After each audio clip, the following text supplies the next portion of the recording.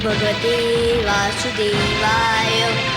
ओम नमो भगवते वासुदेवाय। ओम नमो भगवते वासुदेवाय।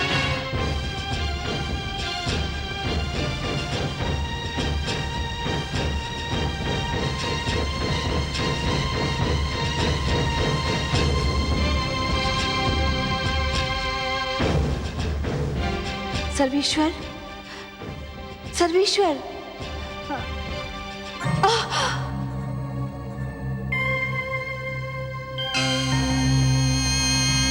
नारायण नारायण।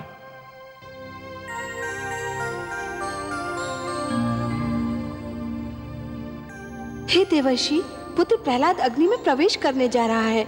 ये देखकर मैं आपके नारायण को सावधान करने गई तो वो स्वयं अग्नि में तप रहे हैं, मानो उनके शरीर से ज्वालाएं निकल रही हैं। आप बहुत दयालु हैं माते, ममता का भंडार है। प्रहलाद के स्नेह ने तो आपको सब कुछ भुला दिया। क्या भुला दिया? यही माते कि इस अवस्था में आपको इन्हें छूना नहीं चाहिए था। आपको तो याद ही होगा माते, इसी प्रकार इसी अवस्था में एक बार कयाधु ने पुत्र प्रहलाद को छू लिया था। उसके तो हाथ भी जल गए थे। हाँ, मैं तो सचमुच व्याकुलता में भूल ही गई थी।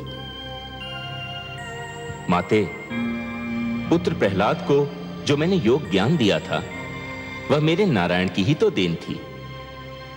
जब उसे इस अवस्था में कोई नहीं छू सकता तो मेरे नारायण तो योगेश्वर हैं, योग का स्रोत हैं, योग का आधार हैं, योग के आदि और अंत हैं, स्वयं योग हैं। इस अवस्था में तो आपके अतिरिक्त उनके कोई निकट भी नहीं पहुंच सकता। परंतु हे देवर्षि, मैं तो इनको प्रहलाद पर आए संकट के विषय में बताना चाहती थी। वही समस्या लेकर तो मैं भी आया था माते। मैं भी यही बताना चाहता था, परंतु नारायण को इस अवस्था में देखकर लगता है कि मुझे मेरी समस्या का समाधान मिल गया, मुझे मेरे प्रश्न का उत्तर मिल गया माते। मेरी तो सारी शंकाएं मिट गईं।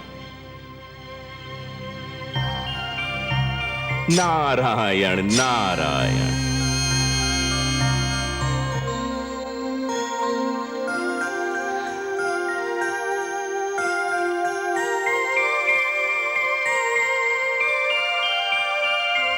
ओम नमो भगवते वासुदेवाय। ओम नमो भगवते वासुदेवाय। ओम नमो भगवते वासुदेवाय। पुत्र, तुम्हें भय तो नहीं लग रहा है? कैसा भय बुआ श्री?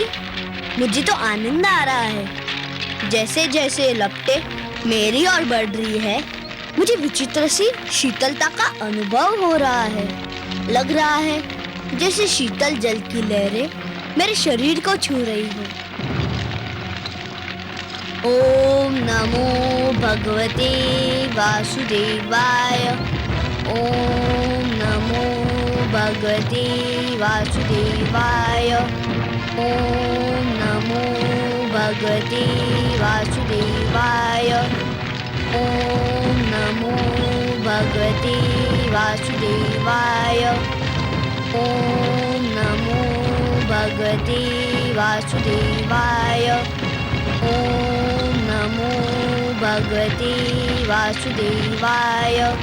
ओम नमो भगवते वासुदेवाय। ओम नमो भगवते वासुदेवाय। ओम बचाओ! बचाओ! मैं जल रही हूँ! बचाओ मुझे! बचाओ!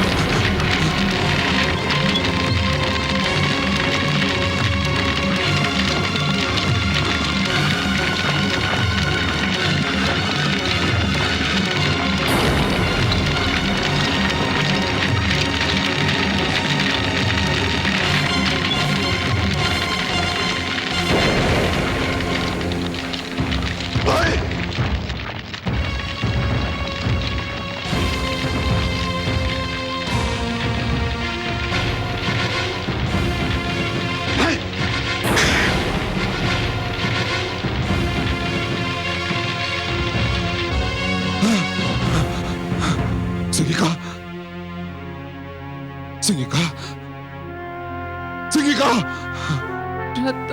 श्री प्रहलाद के विष्णु ने मुझे भस्म कर दिया। किंतु ये कैसे हुआ? तुम्हें तो अग्निदेव ने वरदान दिया था, ये कैसे हो गया? प्रहलाद की मायावी शक्तियों ने अग्निदेव के वरदान को मात दे दी। किसके मंत्र की शक्ति के आगे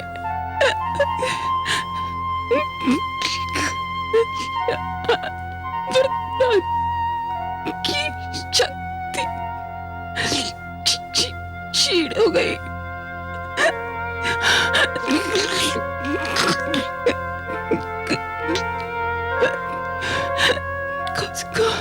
उसका जीवित नहीं छोड़िएगा, जीवित नहीं छोड़िएगा। माताश्री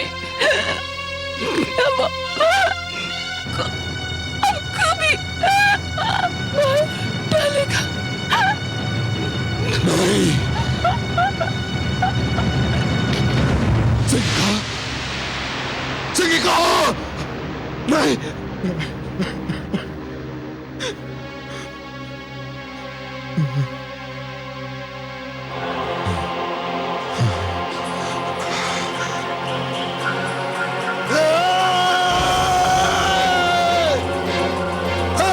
विष्णु,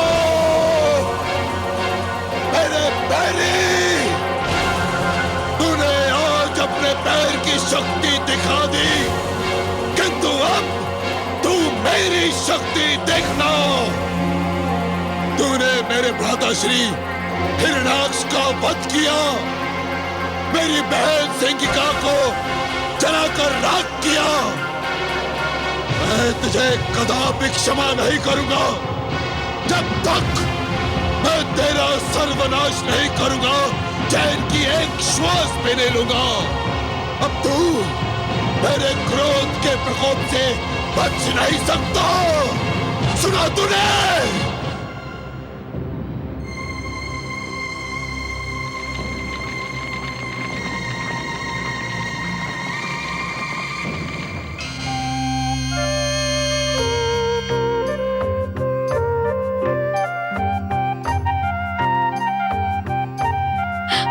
पुत्र, पुत्र, मेरा पुत्र, मेरे लाल, मेरा पुत्र। धूर्त, हत्यारे, तेरे विष्णु ने मेरे भ्राता श्री हिरण्याक्ष की हत्या की थी और तूने मेरी बहन सिंगिका की हत्या की। अब चाहे कुछ भी हो जाए, मैं तुझे जीवित नहीं छोड़ूंगा। चल। नहीं, स्वामी, स्वामी, मेरे पुत्र को छोड़ दीजिए, स्वामी।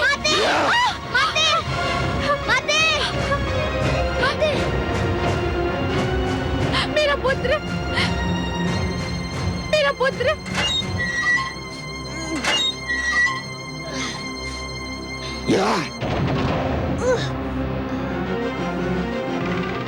सेनापति, यदि इसे किसी ने भी भोजन अथवा जल दिया तो उसका वध कर दिया जाएगा। इसे कुछ नहीं मिलना चाहिए। सूर्य की किरण तक इसके समीप नहीं पहुंचनी चाहिए।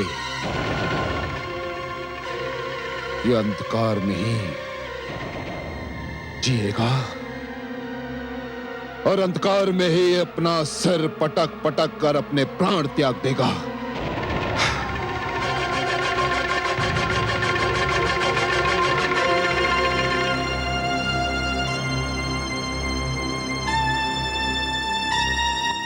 देखा आपने महादेवी, सिंहिका को अपनी भूल का विस्मरण हुआ और उसका दंड भी मिला। हे दया सागर, हे करुणा सिंधु, आपको कोटि कोटि धन्यवाद। आपने मेरे पुत्र की रक्षा की। महादेवी, अग्निदेव ने जो अग्नि प्रज्वलित की थी उसमें सोना भी था और कोयला भी। प्रहलाद सोना था जो तपकर कुंदन बन गया, और सिंहिका कोयला थी सो जलकर राख हो गई।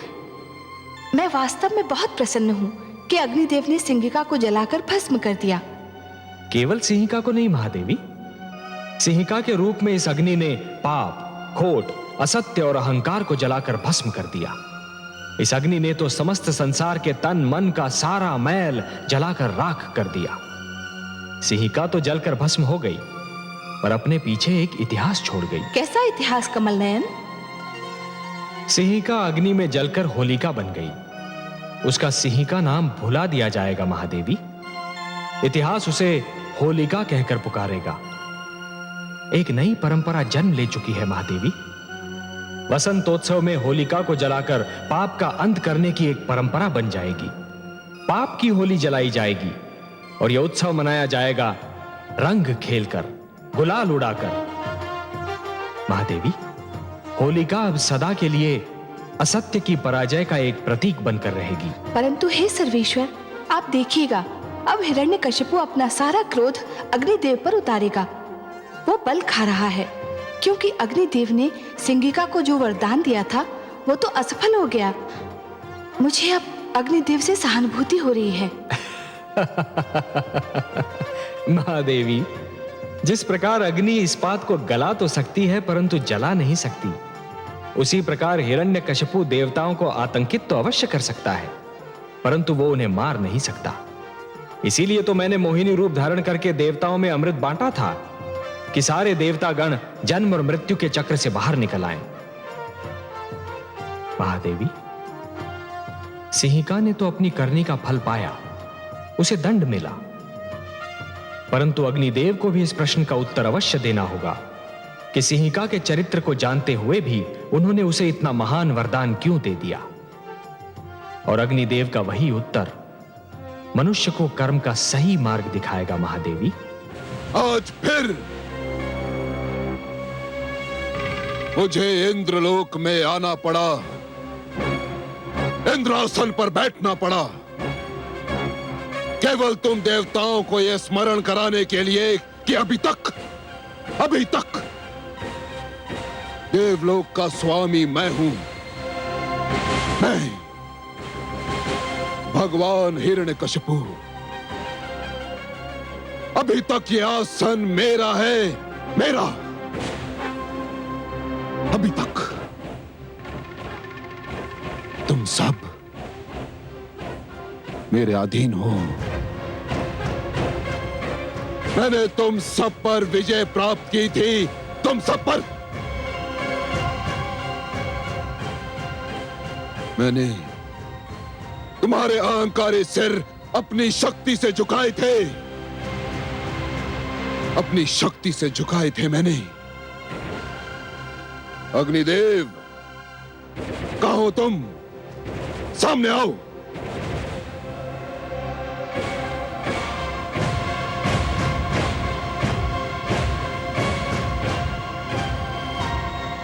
तुम स्वयं को देवता कहते हो, स्वयं को श्रेष्ठ समझते हो। धिक्कार है तुम्हारे देवता होने पर, धिक्कार है तुम्हारी शक्तियों पर, धिक्कार है तुम्हारे वरदान पर। क्या लाभ है तुम्हारे देवत्व से? क्या लाभ है तुम्हारे वरदान का? अग्निदेव, तुमने मेरी बहन सिंहिका को वरदान दिया था कि अग्नि उसे क्षति नहीं पहुंचा सकती, किंतु तुम्हारा तुच्छ और क्षीण वरदान परीक्षा का पहला आघात भी सहन न कर सका, पहला आघात भी नहीं। और मेरी बहन जलकर भस्म हो गई, केवल तुम्हारे कारण। अग्निदेव, केवल तुम्हारे कारण। मेरी बहन ने तुम्हारी उपासना की थी और तुमने यह फल दिया उसका। अग्निदेव, यह फल दिया। हे असुरराज, मैंने वरदान देते समय सिंहिका को चेतावनी दी थी। कैसे चेतावनी? मैंने उसे सावधान कर दिया था इस वरदान का दुरुपयोग ना किया जाए, नहीं तो यह अपना प्रभाव खो बैठेगा। मैंने सिंहिका की तपस्या से प्रसन्न होकर उसे यह वरदान आत्म सुरक्षा के लिए कवच के रूप में दिया था, इसे शस्त्र के रूप में किसी का वध करने के लिए नहीं। सिंहिका ने इसे अपने कवच के स्थान पर प्रहलाद की हत्या करने वाला शस्त्र बना लिया और वह प्रभावहीन हो गया।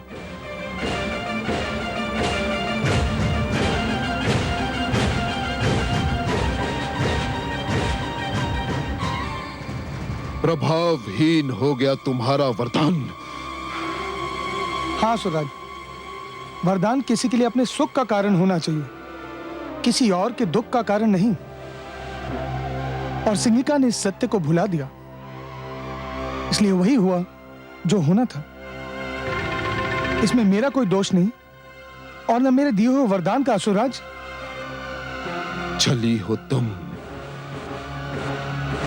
कपटी हो तुम समस्त देवता, और सबसे बड़ा कपटी है तुम्हारा वो विष्णु।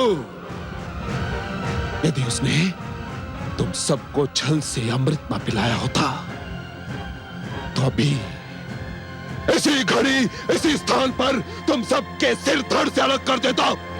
सेनापति अश्वमित्र,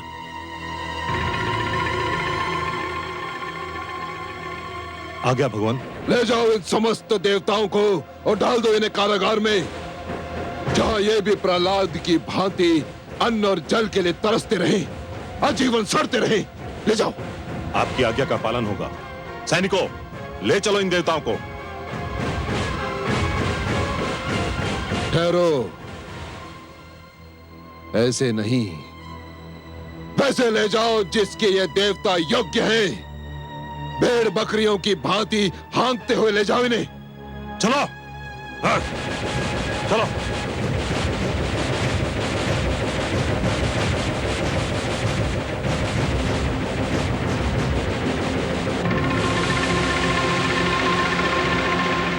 दुष्ट प्रहलाद ने तुम्हारी माता श्री, मेरी प्रियतमा, मेरी जीवन संगनी सिंहिका की हत्या कर दी। मेरा मन ये मानने को तैयार नहीं पिताश्री। क्यों? क्या तुमने अपनी आंखों से उन्हें विवशता से तड़प तड़प कर जलते और मरते नहीं देखा? देखा था पिताश्री, देखा था, परंतु अग्नि में तो उन्होंने पहले भी प्रवेश किया था और आप ही कहते थे कि उन्हें कभी तनिक सी भी क्षति न पहुंची थी। फिर इस बार अग्निदेव का दिया हुआ वरदान असफल क्यों हो गया पिताश्री? इसलिए कि इस बार वो अकेली नहीं थी, प्रहलाद भी था उसके साथ। प्रहलाद के पास मायावी शक्तियां हैं। वो सिंहिका का वध करना चाहता था। उसने अपनी मायावी शक्तियों से उसका वध कर दिया। वो हत्यारा हमारे समस्त कुल का बैरी है। यदि ऐसा होता पिताश्री, तो वो मेरा जीवन क्यों बचाता? मुझे तो नाग ने डस लिया था। उस समय तो प्रहलाद मेरे निकट भी नहीं था। वो हमारे कुल का बैरी होता पिताश्री, तो मेरे मृत शरीर के पास आता ही क्यों? परंतु वह आया। उसने अपने विष्णु से मेरे जीवन की भिक्षा मांगी और मैं फिर से जीवित हो गया पिताश्री, फिर से जीवित हो गया। उसने तुम्हें सम्मोहित कर दिया है। तुम्हारे मस्तिष्क पर उसने नियंत्रण पा लिया है। तुम वही सोचोगे जो वो चाहता है कि तुम सोचो, तुम वही करोगे जो वो चाहता है कि तुम करो। यह भी उसकी मायावी शक्ति का प्रभाव है। परंतु अपनी प्रियतमा, अपनी पत्नी सिंहिका की सौगंध, तुम्हारी तर्कसंगत बातें भी मुझे उससे सिंहिका के वध का प्रतिशोध लेने से नहीं रोक सकती। मैं अपनी मायावी शक्ति से उसकी मायावी शक्ति को चकनाचूर कर दूंगा। वो मूर्ख नहीं जानता कि कामरूप नरेश विप्रचिति कौन है, क्या है।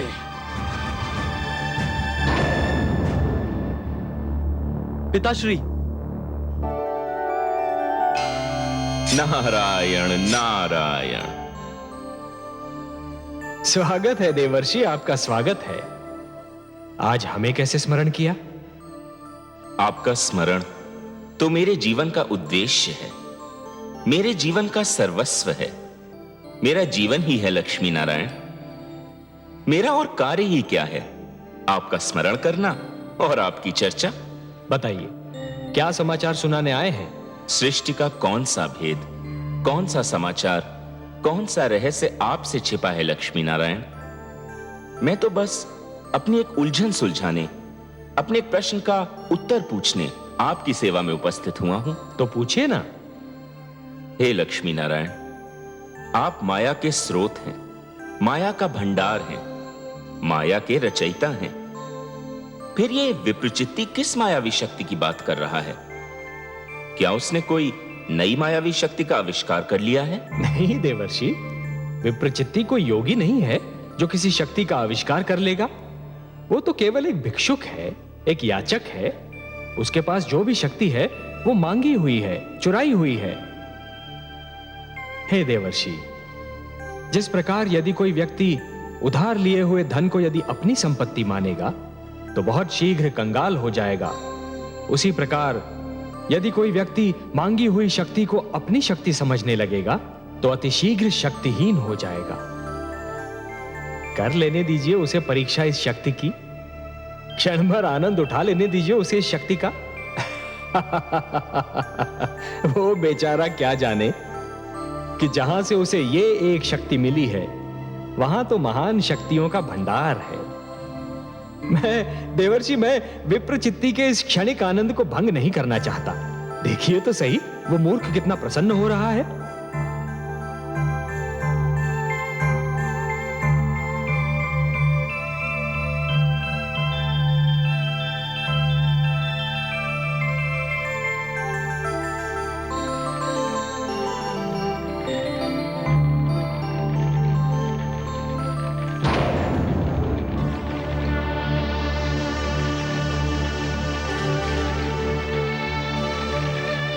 बुआश्री,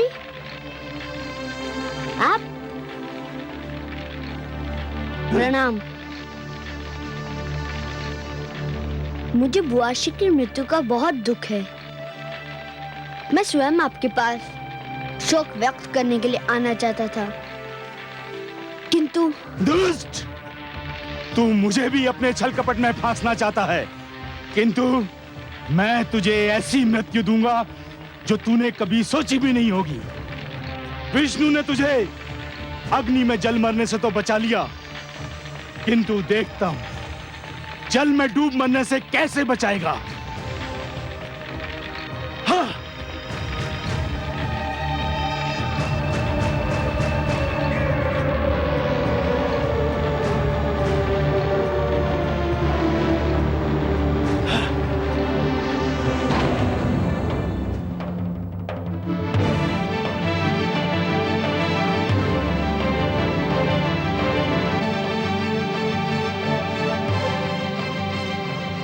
दुष्ट, तेरे तो नेत्र बंद हैं। तू तो अपना दुखद अंत देख भी नहीं पाएगा। जा, डूब मर इस सागर के तल में। हाँ। ले लिया मैंने सिंहिका के वध का प्रतिशोध। ये धूर्त अब सागर के तल से कभी ऊपर नहीं आ सकेगा। ये सागर का जल इसकी समाधि बन जाएगा।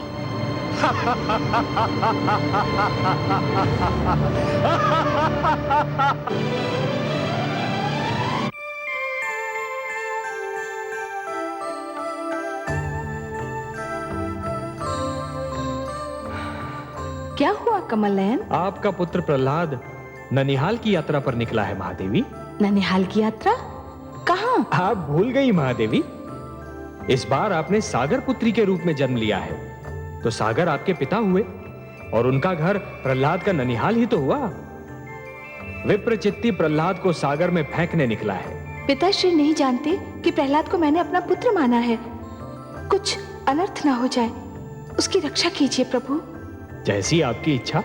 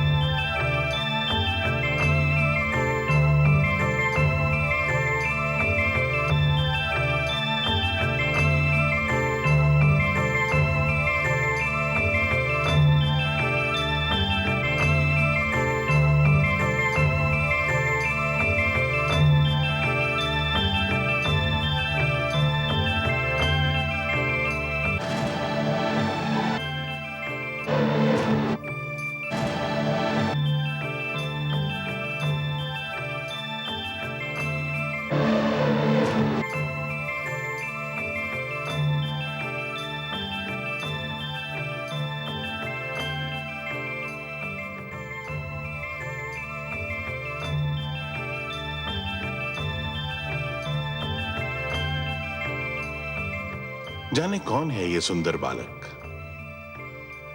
मुख पर इतना तेज कि आंखें नहीं ठहरती। कैसी मीठी निद्रा में सो रहा है वो। फिर उसे जगाकर पूछना भी तो उचित नहीं होगा ना। जाने कैसे सपने देख रहा होगा। किंतु ये कमल हमसे कह रहा है कि निश्चित इस मनमोहक बालक का संबंध हमारे जामाता श्री हरि विष्णु और पुत्री लक्ष्मी के साथ है। कमल जो हमारे जामाता के हाथ की शोभा भी है और पुत्री लक्ष्मी का आसन भी।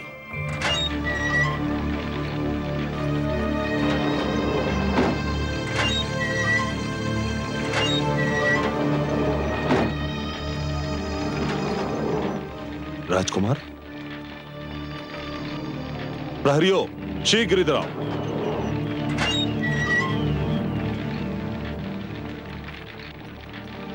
राजकुमार कहां गए? श्रीमान अभी तो यही थे। किसी ने कारागार का द्वार खोला था? नहीं श्रीमान, जब से भगवान हिरण्यकश्यप ने राजकुमार को यहाँ बंदी बनाया है तब से द्वार खोला ही नहीं। जाने क्या रहस्य है। मुझे तुरंत भगवान को इसकी सूचना देनी होगी।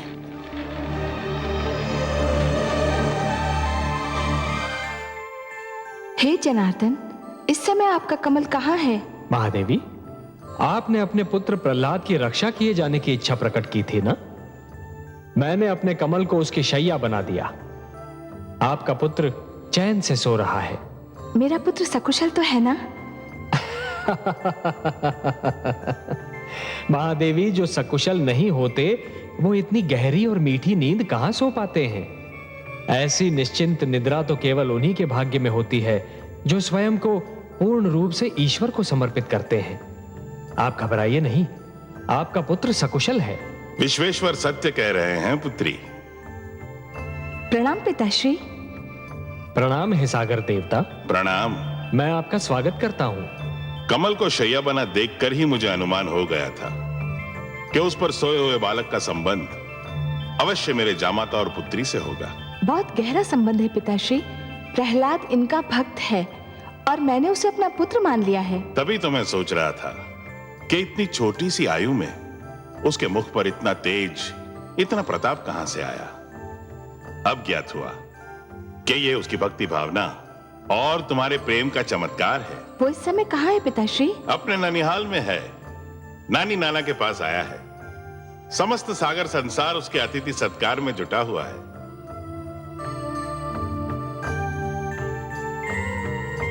कहां लुप्त हो गया वो दुष्ट? कहां लुप्त हो गया? सिंगिका सत्य कहती थी कि उस धूर्त ने मायावी शक्तियां प्राप्त कर ली हैं और जिनका प्रयोग वो मेरे विरुद्ध करना चाहता है, भगवान हिरण्यकश्यप के विरुद्ध। जाओ ढूंढो उसे, हर ओर ढूंढो, हर स्थान पर ढूंढो, और यदि वो मिल जाए तो उसे पकड़कर, जकड़कर, घसीटकर मेरे पास लाओ। नहीं तो ये जान लो कि यदि असफल हुए तो निर्जीव हो जाओगे। जाओ ढूंढो उसे। नहीं सर्वशक्तिमान, ये बेचारे अब प्रहलाद को नहीं ढूंढ पाएंगे। क्यों नहीं ढूंढ पाएंगे? क्योंकि मैंने उसे सागर के गर्भ में फेंक दिया है और अब तक वो वहां से वो भूखी मछलियों के पेट में पहुंच चुका होगा। अर्थात कि तुम उसे कारागार से निकाल ले गए थे? हाँ, मैं ले गया था। उसने मेरी जीवन संगनी को जलाकर भस्म कर दिया था और मैंने उसे सागर के जल में डुबोकर मार दिया। हत्यारे, दुष्ट, तेरे हाथ मेरे पुत्र के रक्त से रंगे हुए हैं। तुमने हर जतन करके देख लिया। जब तुम मेरे पुत्र का कुछ नहीं बिगाड़ पाए तो तुमने कायरों की भांति उस पर उस समय वार किया जबकि वो सो रहा था। तुमने मेरे पुत्र की हत्या की है। मैं तुम्हें कभी क्षमा नहीं करूंगी। हत्यारे हो तुम, हत्यारे हो तुम लोग, हत्यारे हो।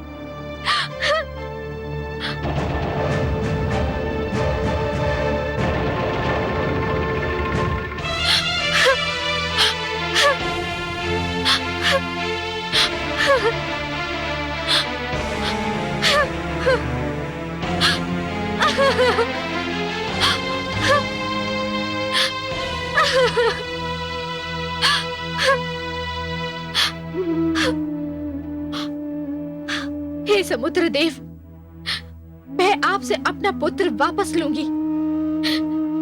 आपको मेरा पुत्र वापस लौटाना ही होगा, लौटाना होगा मेरा पुत्र वापस। मेरा पुत्र, मेरा लाल,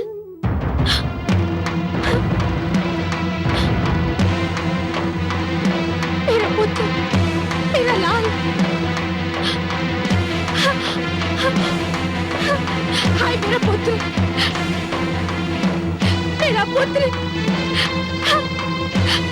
हाय मेरा पुत्र, मेरा पुत्र, मेरा लाल, हाय मेरा पुत्र,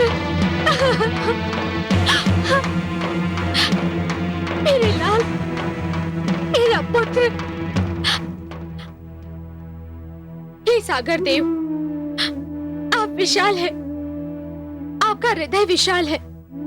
संसार कहता है कि आप इतने उदार हैं कि आपको कुछ भी भेंट किया जाए तो आप उसका स्वीकार करके उसे लौटा देते हैं।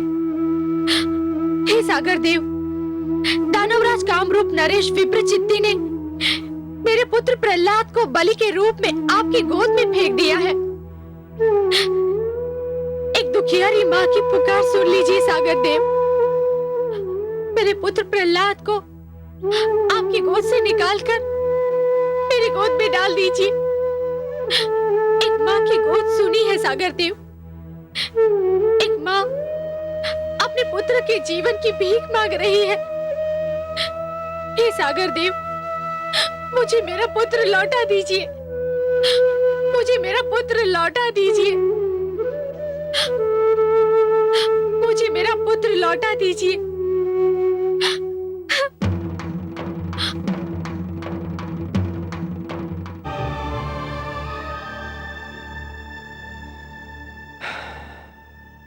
देखिए आपने विधि की विडंबना महादेवी। पुत्र अपने ननिहाल में चैन की नींद सो रहा है और अनजान माता समुद्र की लहरों से उलझ रही है।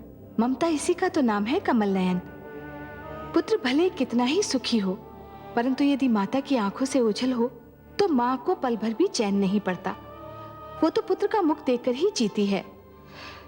बेचारी कयाधु, उसे तो ये भी पता नहीं कि उसका पुत्र कहाँ है, क्या कर रहा है। मुझे तो भय है कि कयाधु कहीं पुत्र वियोग में पागल होकर डूबकर अपने प्राण न दे दे। हाँ महादेवी, वो तो सागर में आगे आगे बढ़ती जा रही है। आपको उसके प्राणों की रक्षा करनी होगी कमल नयन। महादेवी, सागर तो आपका मायका है, मेरी तो ससुराल है, और ससुराल में अपने अधिकारों और शक्तियों का प्रयोग मुझे अच्छा नहीं लगता देवी। देखिए, पिता के घर पर तो पुत्री का अधिकार होता है, इसलिए वहां हस्तक्षेप का कष्ट तो आप ही को करना होगा देवी।